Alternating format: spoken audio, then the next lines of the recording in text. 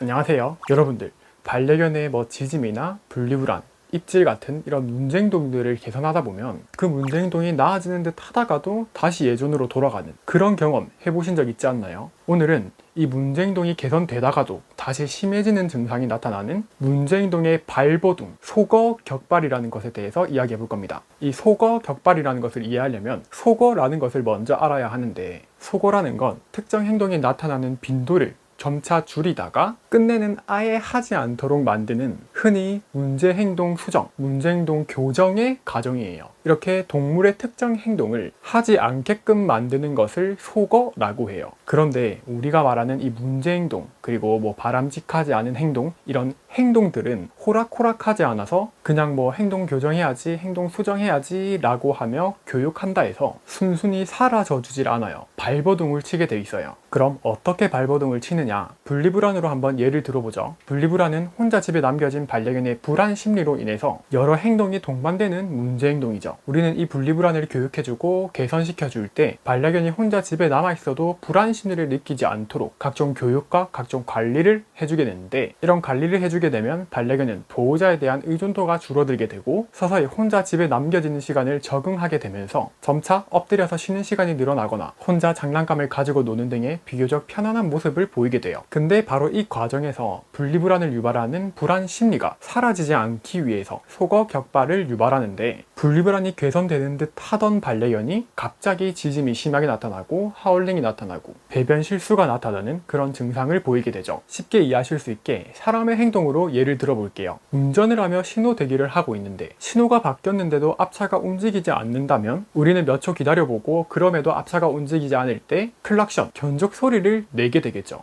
신호가 바뀌었으니 이제 출발합시다 라는 의미에서요. 그런데 만약 이때 클락션을 한 번 눌렀을 때 소리가 나지 않는다면 우리는 어떻게 하죠? 바로 클락션 누르기를 포기하나요? 아니죠. 클락션을 처음 눌렀을 때의 힘보다 더 강하게 한 번 더 눌러보겠죠. 그런데도 또 소리가 나지 않는다면 두세 차례 더 강하게 클락션을 누르게 될 거예요. 그렇게 아무리 세게 여러 번 눌러봐도 견적 소리가 나지 않는다면 우리는 실패한 경험을 여러 번 한 후에야 아유, 클락션이 고장났나 보네 라며 포기하게 되죠. 이때 클락션 소리가 안 나서 더 강하게 누르게 되는 우리의 이 행동이 바로 속어격발 반응입니다. 이렇게 클락션을 누르게 되는 아주 간단한 행동을 하지 않게 되는 데에도 4번, 5번의 속어격발을 겪는 거죠. 이렇듯 우리 동물들의 행동은 자신의 의도대로 이득을 취하지 못하는 경험을 수차례 반복해야만 성공적인 속어가 이루어질 수 있는 거예요. 이렇게 행동이 개선되는 듯 하다가 갑자기 다시 증상이 심해지는 이 속어격발이라는 과정이 대체 왜 나타나는지 궁금하신 분들이 계실 거예요. 우리들은,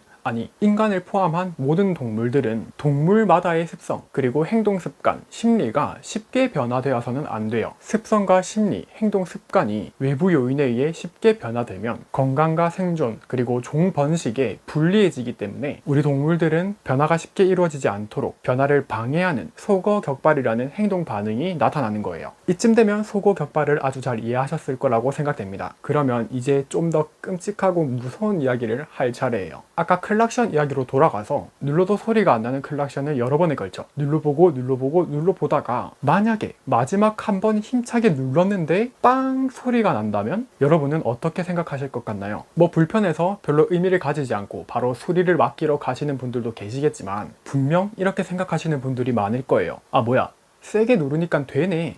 자, 이걸 아까 예로 들었던 분리불안에 한번 대입해볼까요? 혼자 집에 남겨진 반려견은 조금씩 혼자 집에 있는 것을 적응하다가 속어격발이 빵 터졌어요. 반려견의 불안 심리가 완전히 사라지기 전에 발버둥을 친 거죠. 그럼 우리 반려견은 괜찮아지는 듯 하다가 갑자기 짖고 하울링을 하고 벽지를 뜯고 배변 실수를 하게 되겠죠. 근데 이때 우리 보호자님이 하필 홈 CCTV를 보고 있었네? 반려견의 심해진 모습을 본 보호자님은 이렇게 생각하죠. 얘가 왜 이러지? 요즘 괜찮았는데? 무슨 일 있나? 안 되겠다.